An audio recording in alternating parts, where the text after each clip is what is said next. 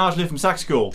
Today I want to show you how to play a saxophone solo by an amazing British saxophone player called Nigel Hitchcock. Actually, we featured Nigel Hitchcock in the January 2016 issue of Saxophone Life magazine, and I interviewed Nigel for the magazine, and it was amazing having a chat with him. So to give you a bit of a background, Nigel Hitchcock is one of these guys that came up through the jazz program and the National Youth Jazz Orchestra in England as a bit of a prodigy really as a teenager, and now he's off touring with people like Mark Knopfler. A fantastic technician, and in this lesson I want to show you how to play the one of the solos from his album, which we featured in the magazine as well as a transcription. The tune's called Heaven Knows Best, and this is a really cool little bit of fusion alto sax playing that we're going to look at in the solo. I'll start by playing it through with the backing track, and then we're going to go back and look at how to learn this solo in easy steps. I'm going to slow it right down. Now, even if you are only an intermediate saxophone player, then I definitely think you should continue with this lesson, because there's some great stuff in this that we can take away from learning somebody else's solo that we can then incorporate into our own playing, and it's a fantastic challenge. So this is what it sounds like at full speed. Here we go.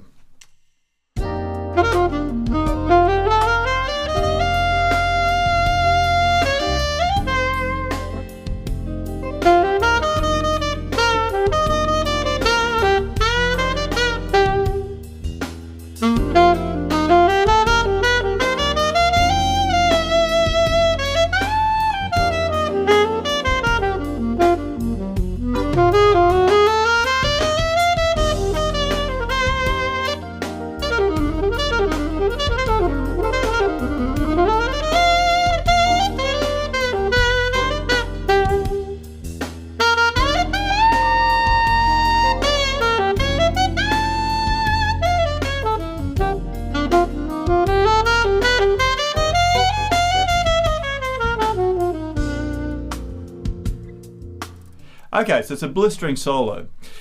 We're going to slow it right down in the lesson and learn how to play those phrases in easy steps. So let's get started. Now, first of all, this tune is in the key of G major for the alto sax, so we're going to see some F sharps all the way through. And the very first line that gets us into the solo starts with a G major scale, but we're going to start on the D, and we go D, G, D, B, G, C, and back up to scale, then D, E, F sharp, G, A, B, C, up to high D. Okay, so it's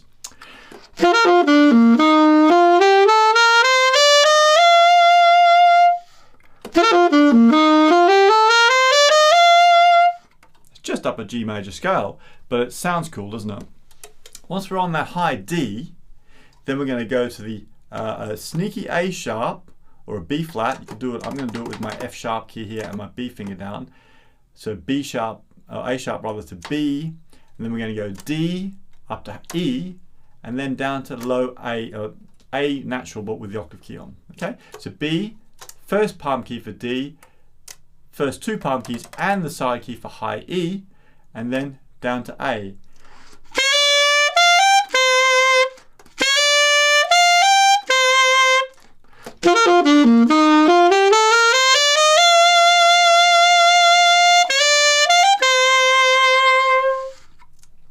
Okay, the next line sounds like this.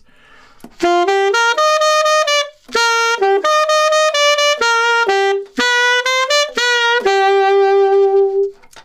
we're going to start on D with that octave key on. We're going to go D, E, G, C, D, E, G, C, C, C, B, G, down to E again, E, C, C, C, B, G, E, then G sharp, A, B, G sharp, E. Now that last G sharp, when I hit it, I'm going to relax my embouchure a little bit, pull my jaw down just to bend that note down to the E, okay? So, I can't sing it up there. D, E, G, C, C, C, B, G, E, C, C, C, B, G, E, G sharp, A, B, G sharp, bending down to E. I'll show you what I mean.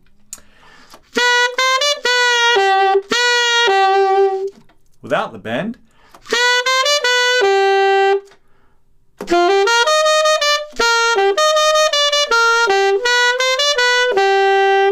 But with the bend.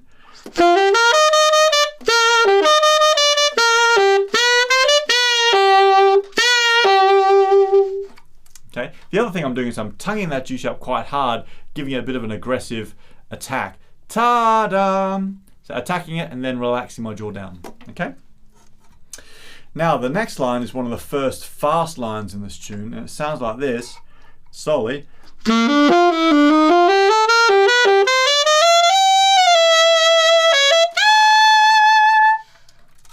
So let's break that down. We start on low G, no octave key, and then we'll do it in groups of 4 notes. G, B, D, C sharp, B. That's easy. The next group of 4 is C natural, D, E, F sharp.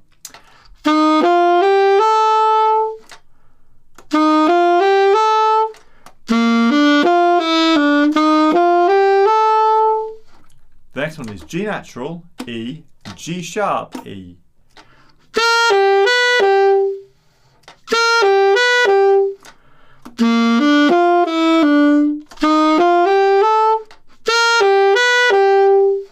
And the last one is A, B, C natural, D.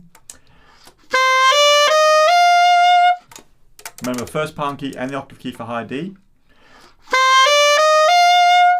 And we finish on high E, so that's two palm keys and top key here. And then we're going to go E down to sneaky D sharp, D natural, and then C sharp. Kind of like a run.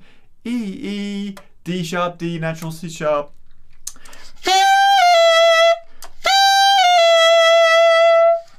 So let's put all of that together.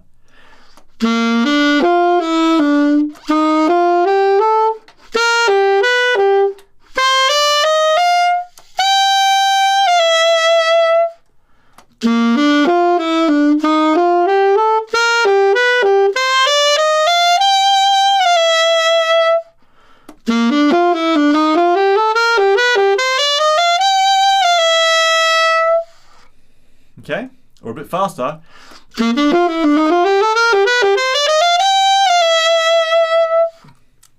It's a really good idea to break them down into groups of 4 notes like that, because a group of 4 notes is easy to play.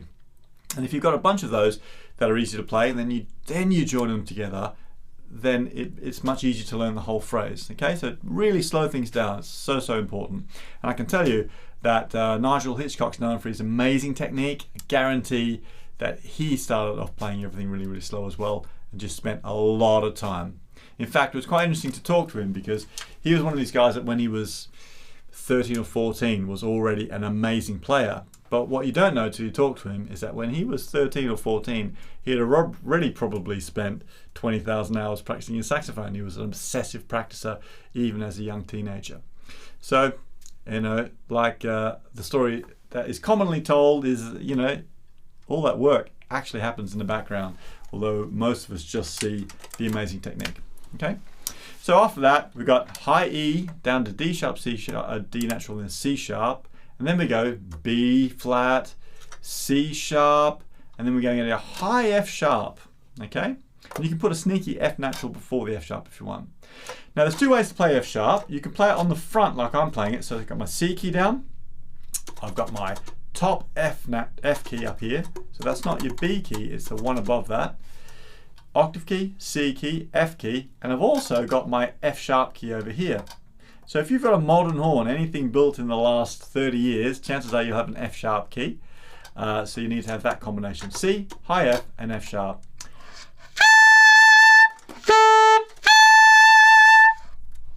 Now, the other way you can do it is you can do all 3 palm keys, 1, 2, 3, and the top key over here with my index finger, and your F sharp key. So a lot more fingers to think about, but it's probably a little easier to get that note out if you've not really experimented with those front keys. Okay? So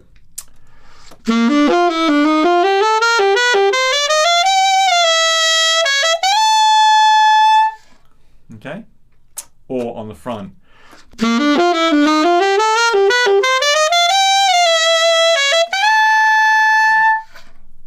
Okay, so going on from that, we go back down to the E, and then we've got another run of for a run of semiquavers or groups of 16th notes, which we're going to show in groups of 4 notes, okay?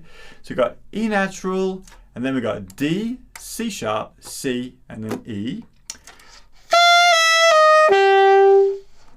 F, F sharp, B, A.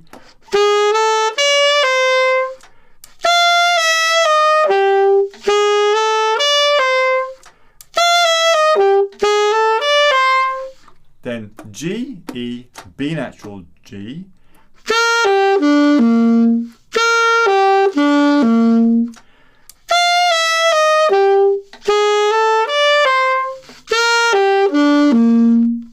Then D, B, G, E.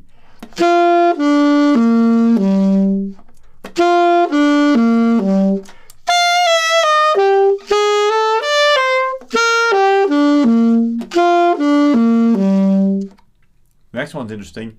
D sharp, G sharp, B, D natural.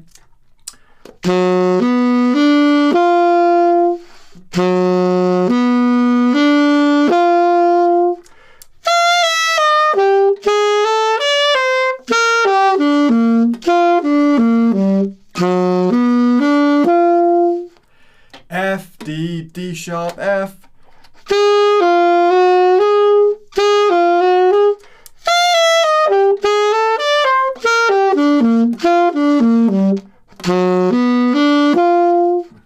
And then nearly forgot to play that last one, didn't I? Then we've got 2 left to go, right? F sharp, G natural, A, B. And then C, C sharp, D, C sharp.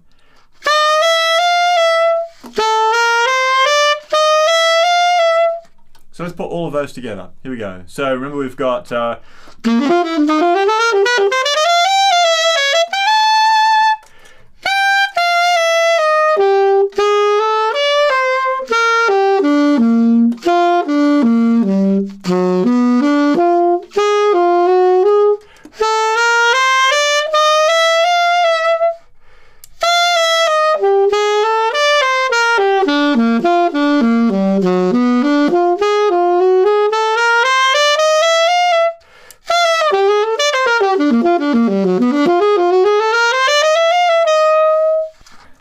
okay, so there's a lot of notes. We're only halfway through the solo now, and you know, even just that last 2 bars would be a fantastic exercise to spend a bunch of time on. And I think that's one of the great things about looking at other people's solos, is that you can always find elements from them that you can turn into great technical challenges for yourself. We're going to stop the lesson now. The next lesson we'll look at the second half of the solo, and there's a blistering line in the second half that I know you're going to enjoy working through. But for now, take some time on those notes and really, you know, go through them gradually with your metronome, really super slowly, as slow as you need to, in order to get all the notes together. I've got 4 different versions of the backing track at different speeds that you can use to practice along with. So make sure you start with the slowest one. I think it's at 45 beats a minute, something like that. Crotchet equals 45. And remember, it's just about being consistent. It's not about trying to play it super fast. It's about getting it accurate. That's the most important thing. Well done for making it through this lesson. I'll see you on the second half. Keep practicing hard. I'll see you next time.